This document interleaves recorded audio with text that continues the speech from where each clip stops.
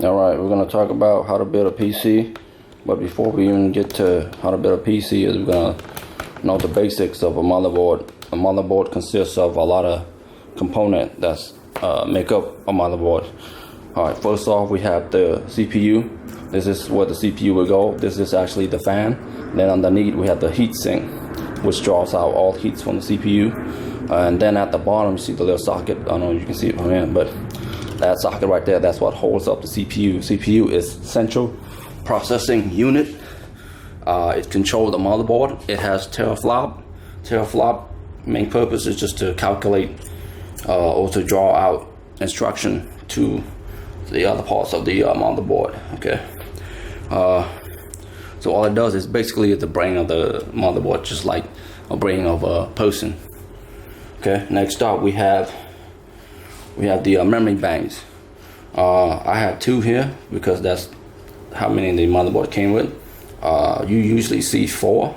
It's always in parallel. It can never be like one. It's usually in parallel, you know, and you have to put them in parallel as well.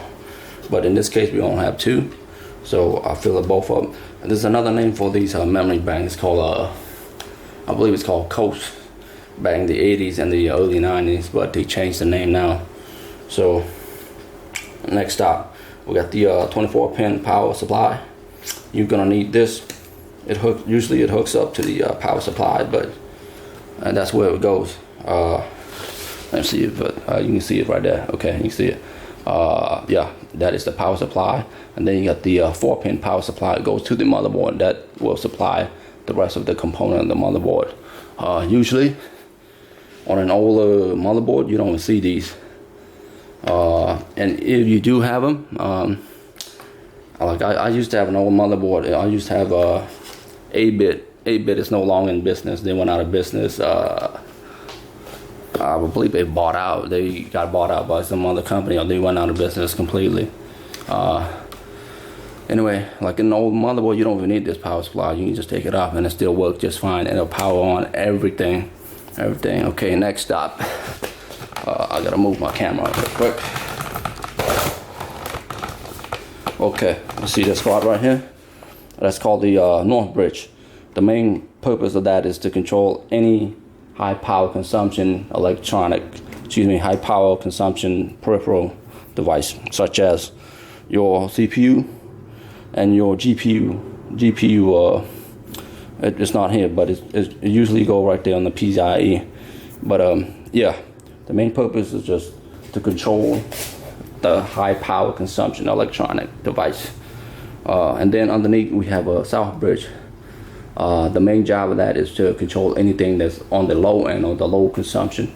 Any device that eats very little of energy, that's what it's controlled by that little small chip. So SouthBridge chip, Northbridge chips. Usually you see these in a different location, but for this motherboard, that's where they go. And but on a newer motherboard, you will see these are somewhere up here, and some other you will see that like somewhere here. But for the purpose, that's where they at. Okay, next to it we have the Sata connection port. You see all these. It comes in a different slot and different version. You got the 3. You got it all on the newer motherboard. You have like the 3.0, 2.0, but this is the older one. This is probably the 1.0 version, but it is what it is. And then next to it we have the battery. The battery is to hold the CMOS, to hold the BIOS, which is inside your CMOS. The BIOS contains a set of instructions like a firmware. It tells you how many peripheral you have, how many it says your dates and time, your device preference, your boot preference. Like boot number 1 would be like CD-ROM, number 2 would be your hard drive, number 3 from a USB, and so on and so on. And you can also overclock inside your BIOS. Okay, next part is that, see that blue ball, that blue slot, that is your PCIe 16.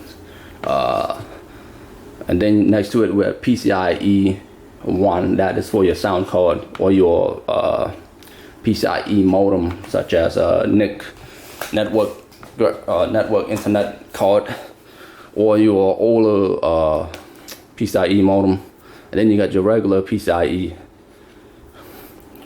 These, I don't see these anymore on a newer motherboard. You usually see these, but that's because most motherboard is built for video game, and then most industry try to get rid of PCIe.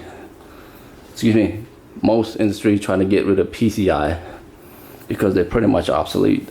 These are the newer generation. That's just where we are going. You can get a lot of bandwidth, a lot of speed out of these than you would normally get from the PCI. Okay, moving on. This is where your power connection would be, such as your reset, power, your LED light or your system light. For the power and reset, you don't, the order which you place them in, it doesn't matter. You can place the negative to the positive, and you can place the positive to a negative, or positive to positive. It doesn't matter. The only thing that matters is your LED. Anywhere where it says LED on it, make sure that it goes in one way, because light only travel one way. Otherwise, you will reverse the process, which is called, I believe it's bipolar, which is not good. So make sure they only go in one way for the LED, and the rest, such as reset or power on, we don't care. Next up, this is a USB 1.0. So you just hook it on like that, and it only goes in one way. Same thing with your sound. Usually it'll say HD sound, or it says AC 97.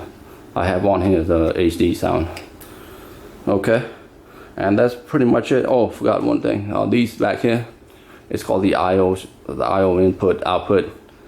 Basically, is what going out. Like it has it got your Ethernet port, sound, USB. I got one VGA, and then I got one, and at the bottom, very bottom, which you can't even see from here, but it's the HDMI output.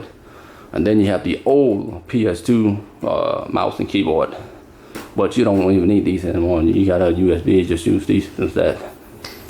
And that's basically it. That's what makes up a motherboard. You know, it consists of all these parts out here, but what you don't see on the motherboard is what's inside, like underneath. There are nothing more but these pathway or a roadway, what you call a local bus, system bus.